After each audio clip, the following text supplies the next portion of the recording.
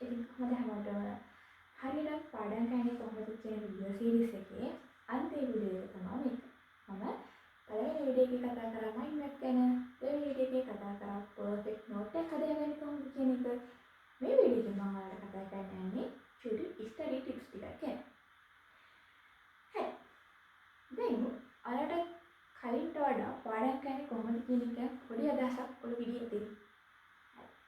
මම අද මේ කියන ටිකත් ඔයාලගේ පාඩම් කරන වටපිටාව හදාගන්න චුට්ටක් try කරලා බලන්න.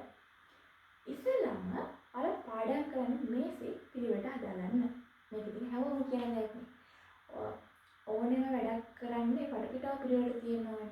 ඉතින් පාඩම් කරන පොත් මේසේ හැමදාම අර හිට මෙහෙට ලිකුණු බඩු අයින් කරලා ඔයාට හොඳට අත දිගහැරලා පාඩම් කරන්න පුළුවන් සර්ෆේස් එකක් හදාගන්න. අනිත් ඔයාලට මෙහෙට මේව කරාම එක පොතක් වදිනවා, මෙහෙට කරාම තව පොතක් වදිනවා. එහෙම හිර වෙලා පාඩම් කරන්න බෑ. ඒ නිසා ඔයාලට හොඳට අත දිගහැරලා ලියන්න පුළුවන් ප්‍රමාණික සර්ෆේස් එකක් ඊට තියාගන්නවා පාඩම් කරන මේසේ. ඊළඟ කරනව ගෙදර තියෙන කරුවලම තියන පාඩම් කරන්න තෝරගන්න එපා. ඒ වගේම ඔයාලේ කාමරේ තියෙන කරුවලම මුල්ල පාඩම් කරන්න තෝරගන්න එපා. පාඩම් කරන්න තෝරගද්දී හොඳට එළියට එන හොඳට හුලගෙන ජනලයක් අයිනම් ගොඩක් හොඳයි. අන්න ඒ වගේ තැනක පාඩම් කරන්න තෝරගන්න. ඒකට හේතුව තමයි අර ගන්නවා අපි පාඩම් කරද්දී කොහොමද ළඟ බලාගෙන ඉන්නේ. ඉතින් ළඟ බලාගෙන ඉද්දී ටිකක් වෙලා යද්දී ඔයාගේ ඇස් දෙකට මහන්සියක් දැනෙනවා. ඉතින් ඔයාගේ ඇස් දෙකට මහන්සියක් දැනුණාම ඔයා ඉන්නේ ජනලයක් අයිනේ නම් ඔයාට ටක් ගාලා එළිය බලන්න පුළුවන්. ඒක අනිවාර්යෙන් එළිය ගස් කොළන් තියෙන්නේ. ඉතින් බැලුවම තනිකර කොළ පාට නිවාඩ පේන්නේ. එතකොට ටක් ගාලා වගේ ඇස් දෙක රිලැක්ස් වෙනවා. අර නිදිමත ටක් ගාලා පොඩි තප්පරයක් දෙකක් ඇතුළත නැති වෙනවා. ඔයා එක දිගට ඔයාගේ පොත දිහා බලන හිටියාම පැය භාගයක් විනාඩි 45ක් යද්දී ඔයා හොඳටම නිදිමතක් එනවා. අන්තිමට පැය 3ක් පාඩම් කරනවා කියලා විනාඩි 35ක් පාඩම් කළා. ඉතුරු පැය ගන්න ඔයා හොඳට නිදාගෙන තමයි තියෙන්නේ. ඒ නිසා දැන්ම ඔයාගේ පොත් මේසේ තියෙන කරුවල දැනගන්න ඒක ජනලයක් අයිනට ඇරලා යන්න. එහෙම නැත්නම් එහෙම හැකියාවක් නැත්නම් ඔයාගේ කාමරේට හොඳ එළිය තියෙන බල්බ් එකක් දාගන්න. මේක අනිවාර්ය දෙයක්. ඔයාලා කහපාට බල්බ් යූස් කරනවා නම් ඒ කහපාට බල්බ් අයින් කරලා හොඳ සුදු පාට එළියක් තියෙන හොඳ බල්බ් එකක් දාගන්න. එතකොට ඔයාලා රැට පාඩම් කරද්දී ඔයාගේ පොතට හොඳ එළියක් වැටෙනවානේ. අනිත් එක පාඩම් කරන තැන පිටිපස්සෙන් බල්බ් එක ගෙන විදිහට දාන්න එපා. මොකද ඔයාගේ පොතට ඔයා නැවෙද්දී ඔයාගේ හැව නැල්ල පොතට වැටෙනවා. එතකොට ඔයාගේ පොත ඔයාලට පැහැදිලිව පේන්නේ නැහැ. ඒ නිසා ඔයාගේ පොතට හොඳට එළිය වැටෙන විදිහට ඔයා කාමරේ බල්බ් එක දාගන්න. ඒ වගේම හොඳ එළියක් තියෙන බල්බ් එකක් කාමරේට දාගන්න. මොකද ඔයාලා කොච්චර හොඳට පාඩම් කරනවා කියලා කියද්ද ඔයාගේ බල්බ් එකේ එළිය අඩුයි නම් ඔයාට ටක් ගාලා නිදිමත එන්න බලනවා. මොකද අපි කරවල වුණාම නිදා ගන්න බලන්නේ මේ අපි දවල්ට ඇහැලා ඉන්නවා රැට නිදා ගන්නවා. ඒ අපේ ඔළුවේ හැදිලා තියෙන විදිය. අපි මිනිස්සු හැදිලා තියෙන මේ විදියට. ඉතින් ඔයා රැට පාඩම් කරද්දී ඔයාගේ කාමරේ එළිය අඩුයි නම් ඔයාගේ මොළේට පණිවිඩය යන්නේ දැන් ඔයාගේ නිදා ගන්න ටයිම් එක කියන එක. ඒ නිසා පුළුවන් තරම් කාමරේ එළිය වැඩි කරගන්න ඔයා පාඩම් කරන විදියට. අමර අප්පච්චිලා කෑ ගහනවා නම් කරන් බිල් එක යනවා ඔච්චර එළියක් තියෙන බල්බ් එකක් දාන්න බෑ කියලා. ආට හොඳ වැඩේ තමයි ටේබල් ලැම්ප් එකක් ගන්න එක. හොඳ එළිය තියෙන ටේබල් ලැම්ප් එකක් කරගෙන පාඩම් කරන පොත් මේසේ පොත උඩට ටේබල් ලැම්ප් එක يعني පොත උඩට එළිය වැටෙන විදිහට ටේබල් ලැම්ප් එක දාන්න. එතකොට කාමරයේ වටපිටාවේ එළිය අඩු වුණා. ඔයාගේ පොතට හරි හොඳ එළියක් වැටෙනවා. ඒ නිසා ඒ විදිහට try කරලා බලන්න. එතකොට ඔයාගේ පාඩම් කරලා තියෙන නිදිමත මග ගන්න පුළුවන්. අනිත් කාරණාව තමයි හොඳ වතුර බෝතලයක් ළඟ තියාගන්න. කියන්නේ ලීටරයක විතර හොඳ වතුර බෝතලයක් ළඟ තියාගන්න. ඊට පස්සේ විනාඩි 10න් 10ට වගේ වතුර බෝතලේ වතුර බොන්න. එතකොට ඔයාගේ වෙන නිදිමත පාඩම් කරද්දී ඔයාලටම පොදු ප්‍රශ්නේ නිදිමත. ඉතින් ඔය විනාඩි 10න් 10ට වතුර බොදුවා නැවත රීෆ්‍රෙෂ් වෙනවා. ඒ නිසා ඔයා පාඩම් කරන දා හොඳ වතුර බෝතලයක් තියාගන්න. පුළුවන් නම් ඔය කොමාරිකා වගේ චූටි පැලයක් හදලා ඉවර වෙලා ඔය පාඩම් කරන පොත් මේසේ අයිනකින් තියාගන්න. එතකොට ඔයාලට ජනලයක් අයිනේ නැතත් පාඩම් කරන පොත් මේසෙම තියනවනේ ලස්සන පැලයක්. එතකොට ඔයාලට මහන්සි හිතෙන වෙලාවට චුට්ටක් ඔය පැලේ දිහා බලන්න ඉන්න. එතකොට ඔයාගේ ඇස් දෙකට දැනෙන මහන්සිය අඩු කරගන්න පුළුවන්. ඉතින් අනිත් කාරණාව තමයි ළමයි ඔයා පාඩම් කරන පොත් මේසේ ඔයා හිතන පොත් මේසේ මෙතන තියෙන්නේ ඔයාගේ ඔළුව මේ මට්ටමට වගේ තියෙන්නේ. හරිද? එතකොට ඔයා පොතත් එක්ක කෙලින්ම පොතත් එක්ක ගැප් එක සෙන්ටිමීටර් 5ක්වත් නැහැ. එහෙම පාඩම් කරන්න බෑනේ. ඔයාගේ පොතයි ඔයයි අතරේ අඩුම සෙන්ටිමීටර් 20ක දුරක් තියෙන්න ඕන.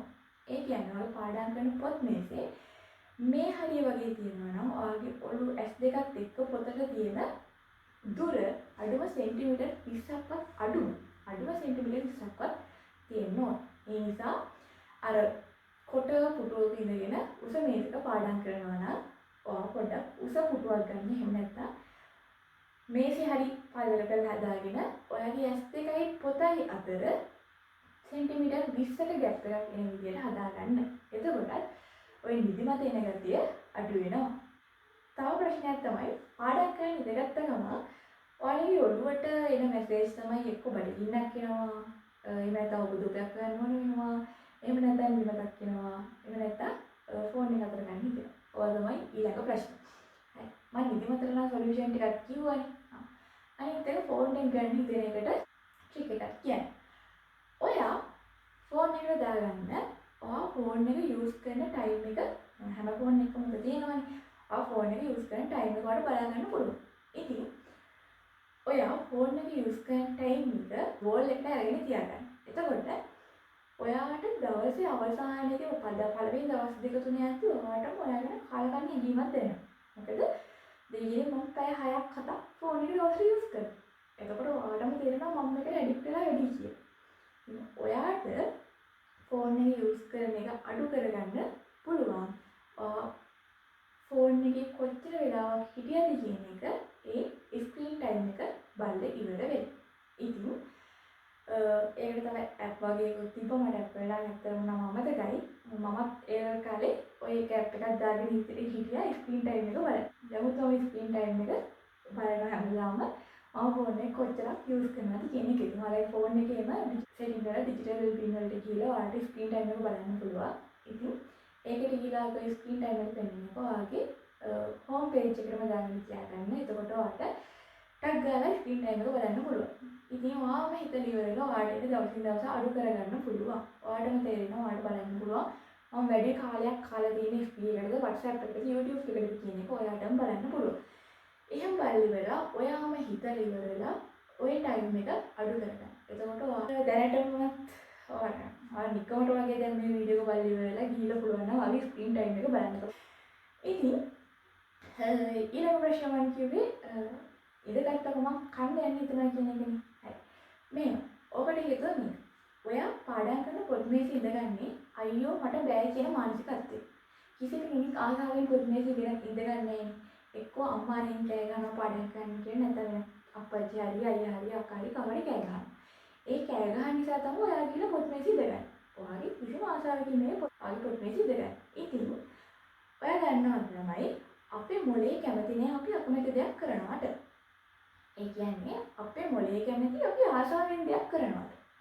ඔයාගේ මොලේ කිසිම වෙලාවක ඔයාට දෙයක් බෑ කියලා පිළිගන්නේ නැහැ. හරිද? ඉතින් ඔයා දෙයක් අකමැත්තෙන් කරද්දී මොලේ හිතනවා මෙයාට මේක වදයක්. මෙයා මේ දෙයට කැමති නැහැ. ඒ නිසා මෙයා ආස දෙයකට මම මෙයාව යොමු කරන්න ඕනේ. මොලේ මොකද කරන්නේ? ඔයා ආසයි කෑම කන්න. ටක්කල් ගොන් ගිහලා පිච් එකේ දොර ඇල්ලි ඉවරලා මොන හරි කියලා කියලා මොන හරි කන්න. බඩගින්නකුත් නැහැ. විනාඩි 5න් 5ට කෑම කන්න. හරිද? ඔයාලම කල්පනා කරලා බලන්න. මම මේ කියන කතාව බොරුද කියලා. එහෙම නැත්තම් මොලේ මොකද කරන්නේ? කො වෙලාව බලන්න හරි ෆෝන් එකේ ස්ක්‍රීන් එක ඔන් කරනවා. එතකොට වෙලාව බලපු ගමන් ඊළඟ අමතක වෙලාව බලන් තමයි ෆෝන් එක ඇති කරේ. ඒතරම් පැය භාගයක් පැයක් එතරම්යි ඉවරයි. ඉතින් ඔයාගේ මොලේ ඔය ආස ඔයා සතුටින් ඉන්නවට. ඒ නිසා පාඩම් කරන වැඩේව සතුටින් කරන්න පටන් ගන්නවා. මොලේ ඔයාට මොන විදිහට සපෝට් කරනවා. අනේ මට මේ පාඩම තේරෙන්නේ නැහැ කියලා පාඩමක් බලනවා නේද? කවදාවත් ඒ පාඩම ඔයාට තේරෙන්නේ නැහැ. ඒ නිසා ඔයා අකමැතිම පාඩම ඊළඟ දවසේ ආසාවෙන් කරන පාඩම කියලා හිතාගෙන ඔයා පාඩම් කරන්න පටන් ගන්න. අනිවාර්යෙන් මේ පාඩම ඔයාගේ ඔළුවට ලස්සනට යනවා. ඒක තමයි මිනිස් මොලේ හැදිලා තියෙන විදිහ ළමයි. මෙහෙම කියනවා. අලිය පෙන්ලෙල වඩි කියලා මූ අලියෙක් කියලා හිතන්න එපා කියලා. ඔයාගේ මොලේ හිතන්නේ මූ අලියෙක් කියලා. ඒ කියන්නේ ඔයාගේ මොලේ එපා බෑ නෑ කියන වචන පිළිගන්න කැමති කෙනෙක් නෙවෙයි. ඔයා පොඩ්ඩක් try කරලා මොකක් හරි දෙයක් හිතන්න එපා කිව්වොත් අනිවාර්යෙන්ම ඔයාගේ හිතන එකනේ කරන්නේ. ඒ කියන්නේ ඔයාගේ මොලේ කැමති නෑ ෆේල් වෙන්න. ඔයාගේ මොලේ හැම වෙලාවෙම කැමති ඔයාව පොසිටිව් පැත්තට එක්කගෙන යන්න. ඒ නිසා තමයි ඔයා කැමති දේවල් වලට මොලේ ඔයාට සපෝට් කරන්නේ. ඉතින් පාඩම් කරන වැඩේත් කැමැත්තෙන් කරන වැඩක් බවට පත් වෙන දවසට තමයි ඔයාට හොඳට ඉගෙන ගන්න එක කරන්න පුළුවන් වෙන්නේ. ඒ කියන්නේ පාඩම් කරන එක ආසාවෙන් කරොත් තමයි ඔයාගේ මතක ශක්තිය වැඩි වෙන එක වෙන්නේ. ඒ නිසා මම කලිමුත් වීඩියෝස් දාලා තියෙනවා මම දැන් දෙක තුනක්ම කොහොමද පාඩම් කරන්නේ කොහොමද ටයිම් ටේබල් හදාගන්නේ ඔය වගේ වීඩියෝස් කලිමුත් දාලා තියෙනවා. ඒ නිසා මම වැඩි ලොකුවට විස්තර කරන්න යන්නේ නැහැ. මම ඔයාලට කියන්නේ පාඩම් කරන වැඩේව ආසාවෙන් කරන්න කියලා. දැන් මම මෙහෙම කිව්වට ඒකට කරන්න අමාරු වෙනවා ඔයාලට. ඒ නිසා ඔයාලා පළවෙනි දවස් ටිකේ පොඩි ට්‍රික් ටිකක් යූස් කරන්න. ඒ කියන්නේ ඔයා පාඩම් කරද්දී ඔයාටම පොඩි ගිෆ්ට් එකක් දෙන්න. ඒ කියන්නේ මම මේ කොටස පාඩම් කරොත් එහෙම එක්කෝ මම ආස කෑමක් මොකක් හරි චොකලට් එකක් හරි මොකක් හරි මම අරගෙන කන්න. එහෙම නැත්නම් මෙන්න මේ ෆිල්ම් එක මේක පාඩම් කරලා මම බලනවා. එතකොට මොලේට පොඩි මේකක් තියෙනවා. මේක පාඩම් කරොත් තමයි මට අර ෆිල්ම් එක බලන්න පුළුවන් කියන කොලේ තියෙන්නේ. එතකොට මොකද කරන්නේ? ඔයා ආසාවෙන් ඒ පැය ගාන පාඩම් කරනවා. ඒ නිසා අර පාඩම් කරලා උනාට පස්සේ ඔයාගේ මොලේට ඔයා පොඩි ගිෆ්ට් එකක් දෙන්න. එතකොට ඔයාගේ මොලේ හරි ආසාවෙන් වැඩ කරනවා. ඒ නිසා ඔයා දැකලා ඇති සමහර පාඩම් කරන මේවා මෙතන තියෙනවා. පාඩම් කරන පොතේ තනින් තන චොකලට් තියලා ඉවරලා ඒ පිටු ගාන ඉවරෙද්දී ඒ චොකලට් එක යට කන්න පුළුවන්. ඉතින් ඔය වගේ ට්‍රික්ස් තියෙනවා. ඒ වගේම මට මම කලින් වීඩියෝ එකක කියලා තියෙනවා තරු ක්‍රමය කියන එක. ඉතින් මේ විදිහටත් ඔයාලට පාඩම් කරන වැඩේ කරන්න පුළුවන්. ඒ කියන්නේ පාඩම් කරන පැයකට එක තරු ගානේ දාලා චුටි බුක්ලට් එකක් ඔයාලට හදන්න පුළුවන්. ඒතර දවසේ අවසානයේම කොච්චරක් පාඩම් කරාද කියන එක ඔයාලට බලන්න ගන්න පුළුවන්. ඉතින් ළමයි ප්‍රධාන වශයෙන් මට ඔය ටික තමයි කියන්න තියෙන්නේ. ඉතින්ලාම පාඩම් කරන වටපිටාව හදාගන්න, ඒ වගේම ඊට පස්සේ ආසාවෙන් පාඩම් කරන්න පටන් ගන්න. එතකොට ඔයාගේ මොලෙත් ඔයාලට උදව් කරයි ආසාවෙන් පාඩම් ටික කරගන්න. ඒ වගේම තමයි මම දෙවෙනි වීඩියෝ එකේ පර්ෆෙක්ට් නෝට් එකක් හදාගන්න විදිය කිව්වනේ. ඉතින් ඔය විදිය හරියන්නේ නැති ළමයිට මේ විදිය try කරලා බලන්න පුළුවන්. ඒ තමයි ඔයා නෝට් එක කියවන්න යන ගමන් චූටි පොතක් කරගෙන ඉඳලා ඒ නෝට් එකට අදාළ ප්‍රශ්න ටික ඒ පොතේ ඔයා හදාගෙන යන්න. ඒක පාඩමකින් ප්‍රශ්න 50කට සමහරට එයි. අවුලක් නැහැ. ප්‍රශ්න ටික විතරක් හදාගෙන උත්තර ලියන්න යන්න එපා. පාඩම් කරලා ඉවර වෙලා අර ප්‍රශ්න පොත අරගෙන එදා දවස් ඇතුළතම වෙන දවසක නෙමෙයි ඒ දවස් ඇතුළතම ඒ ප්‍රශ්න 50ට උත්තර වලට හිතින් දෙන්න පුළුවන්ද කියලා බලන්න. පළවෙනි ප්‍රශ්නේ කියවනවා හිතින් උත්තරේ දෙනවා. දෙවෙනි ප්‍රශ්නේ කියවනවා හිතින් උත්තරේ දෙනවා. අර බැරින ප්‍රශ්න රවුන්ඩ් කරලා තියාගන්න. මේ බැරින ප්‍රශ්නේ නැවත ඔයාගේ නෝට් එකේ කොතනද තියෙන්නේ කියලා හරියටම බලන්න.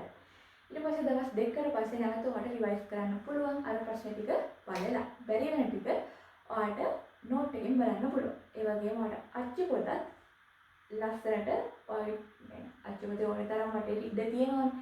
ඒ නෝට් එක කියවලා අදාළ පොයින්ට් ටික ඔයාලට පොත වටේට ලියා ගන්න පුළුවන්. ඉතින් ඒ ටික ගැන පොඩ්ඩක් පාවිච්චි කරලා බලන්න අර විදිය සෙට් වෙන්නේ නැති ළමයි. එහෙනම් මම හිතනවා මේ වීඩියෝ සීරීස් එකෙන් ඔයාලට දෙයක් ගන්න පුළුවන් වෙන්න කියලා මට මිස්සුන පොයින්ට් ඇති. ඔයාලට ප්‍රශ්න තියෙනවා නම් කමෙන්ට් එකක් දාන්න යන්න. එහෙනම් හැමෝම හොඳට ප්‍රැක්ටිස් කරගන්න. ඔයාලට සුබ දවසක්. අලුත් වීඩියෝ එකකින් ආයෙම හම්බ වෙමු.